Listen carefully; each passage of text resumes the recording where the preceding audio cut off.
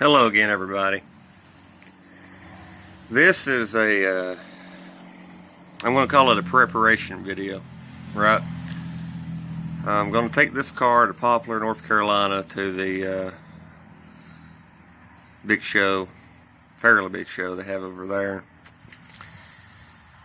It's maybe 100-mile round trip from here. You know, it's not really that far, but when you're driving something that's not been further than 20 miles away, it's a trip. Hell, it ain't even been 20 miles away. It's been 20 miles a round trip. You know, it's not that far. Places I've went, it's relatively untested. The first thing I did today was take the thermostat out, gut it, and put the empty shell back in, because you know, it wasn't running hot, but I have the temp gauge in the head and it was running anywhere from 200 to 210. It wasn't running hot. It never got any hotter than that. That thermostat that was in that motor was a 198. So I had it hot because I have that engine in my truck and I didn't want it to, I wanted a heater this over in winter. I only ever drove it in the winter, so I needed a heater, you know. Well, now I'm not driving this in the winter. So I took the thermostat out, put the housing back in so it slowed down the water a little bit. The next thing I'm doing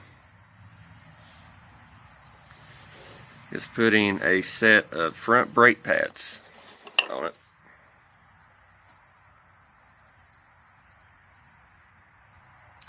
Those are organic. The reason I bought those is because they were cheap, and I was hoping that cheap pads would not eat the rotors as quick as, say, a set of metallics where it would. Or this car still has the two-piece rotors. So here in a second, I'm going to show you us putting the brake pads on.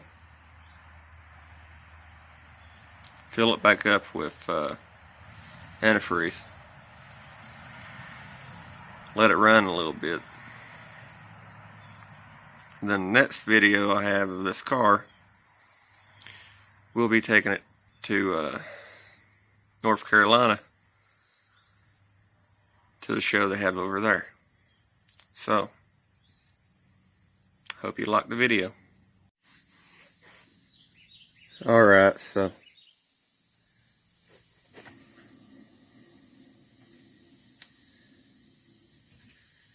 sounds pretty good. I've got it set loose. Got to keep in mind these were all original bearings. You see how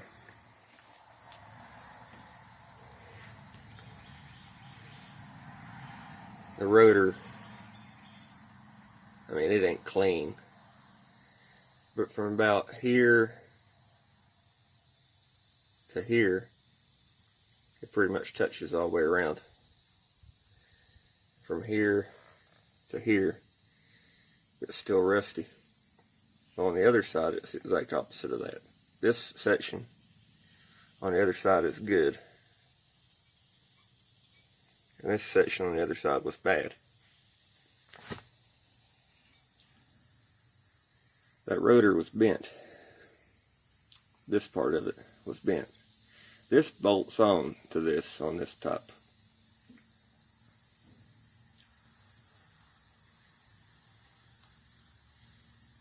I had it turned, and yeah, it's thin. I try to check this every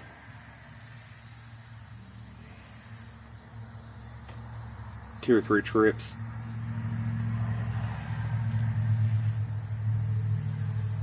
Hadn't had the wheel off, but you know, I jacked it up and spun it and looked at it the best I could. kind of is what it is.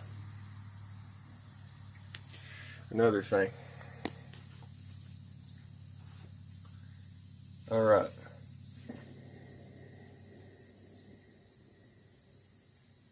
See how the sides turn true. Look at the vein in the center.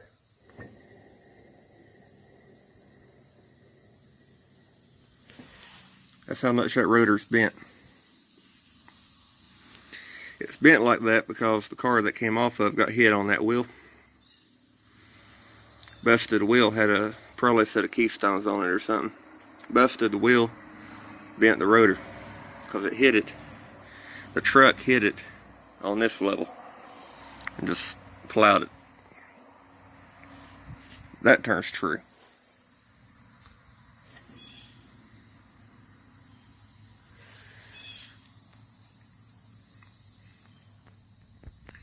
Looks good to me.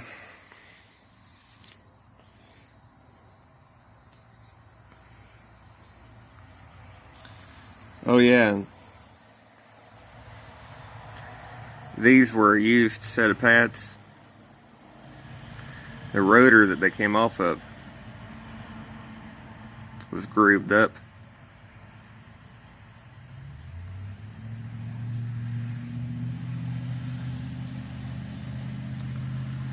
This is the good side.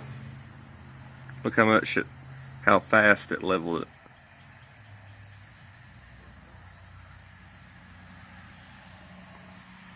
Pad's got cracks running across it.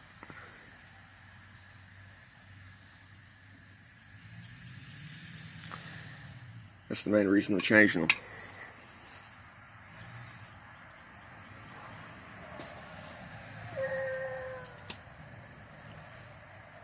Back in a few.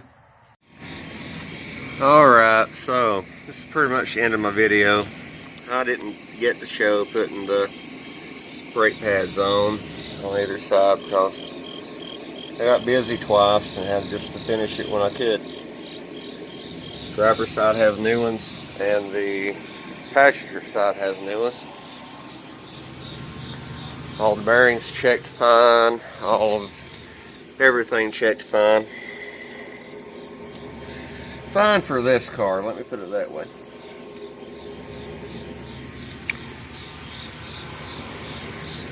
Brake pedal's fine. No water leaks when I filled the radiator back up. And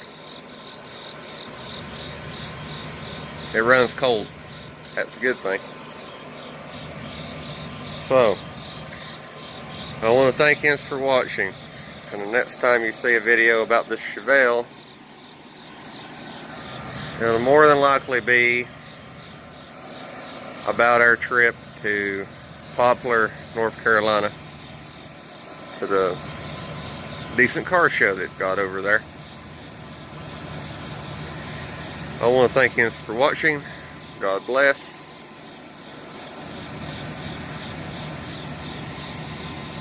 See you next time.